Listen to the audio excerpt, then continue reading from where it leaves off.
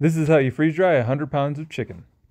The biggest thing with any meat is you just want to trim the fat as much as possible. This is going to help really improve the shelf life.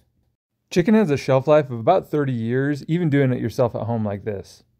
Other fatty meats like pulled pork or brisket are going to have a shelf life of about 15 years. I am wasting a little bit here with these trimmings, but I want to give the chicken the best chance of lasting that 30 years. Normally when I cook chicken for dinner, I use avocado oil to help season it, but in this case where I want it to last 30 years, I'm also not going to use any oils like avocado oil or olive oil because those oils can spoil. One thing you can do to determine shelf life on home freeze-dried food is just look at the commercially available options. So things like Augustin Farms and Mountain House Meals, they have a shelf life of 30 years on their chicken, so it should be good on ours. This garlic and herb seasoning is one of my favorite seasonings, but whatever seasoning you end up choosing, you just want to make sure that it's going to last for 30 years inside the package.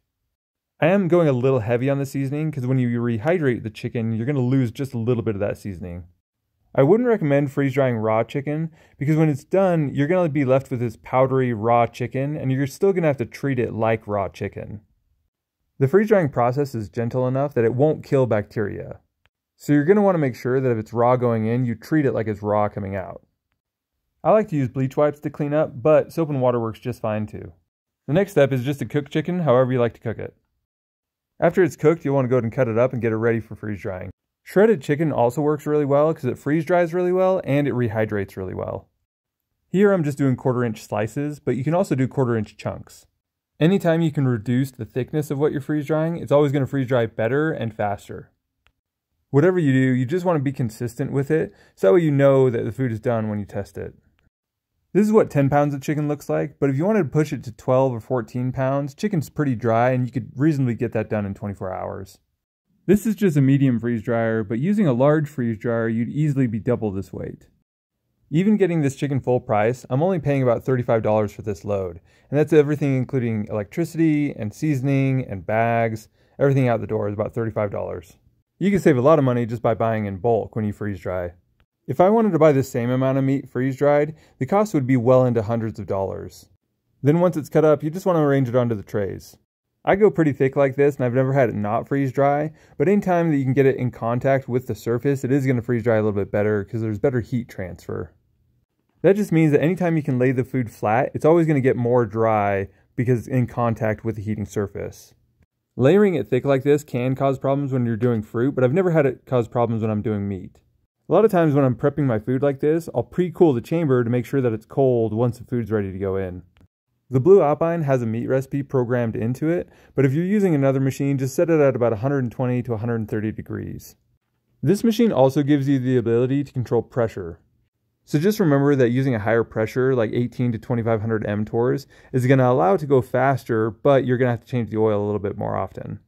Setting the pressure at 600 mTors is going to help with oil changes, but it does make the cycles go a little bit longer. This is after 16 hours of dry time, so I'm just checking to make sure that my food is actually done before I go and pull it all the way out. I'm looking for any ice in the food that would represent that it's not done. I like to feel it against my cheek to make sure that there's no coldness in it, but if there is, I just throw it in for just a little bit longer. I'm also making sure that everything's nice and powdery because if I feel any chunks that aren't, it means that it's probably not done. Freeze-dried food usually has a water content of less than 1%, so if you live in a humid area, you want to kind of work fast during this section to get the food packaged. Otherwise, what can happen is you can actually rehydrate the food just by letting it sit on the counter. This is important because if you get above 4% water content, it can actually spoil the food. I always like to save a little bit of chicken out just for everyday cooking. That's what this mason jar is for, just that way I can have it on my stove. These oxygen absorbers are more for the 30-year storage. Every Mylar bag that you use, you're going to want to put at least one of these in there. There are different sizes of oxygen absorbers, so don't just go with the cheapest ones, you want to get the ones that are about 300 cc's. Otherwise, there may be oxygen left over in the package and the food could spoil. The other thing you want to pay attention to is that not all Mylar is created equal. If you use anything that's less than 7 mil, you just run the risk of spoiling the food. You really don't want to get the cheapest Mylar because chances are it's not actually Mylar and it's just mostly plastic. If the aluminum layer in the Mylar is not thick enough, the food will definitely spoil. So as a good rule of thumb, just don't buy the cheapest Mylar you can find. Chances are it's just not going to work. You probably could use a vacuum sealer during this section, but you're still going to want to use oxygen absorbers. And if you can, try not to crush the food. It's brittle and can get powder everywhere. Make sure that you have oxygen absorbers in the bags and then just go ahead and seal them up. You can seal it more than once if you need, and I always like to give it a nice tug just to make sure that it's sealed. This chicken should be able to now go 30 years without refrigeration. And make sure to mark your bags when you're done, because I cannot count how many bags I've had to tear open because I forgot what was inside of them. It took me about 2 weeks to do 100 pounds of chicken, but if I was really dialed in, I could have done it in about a week.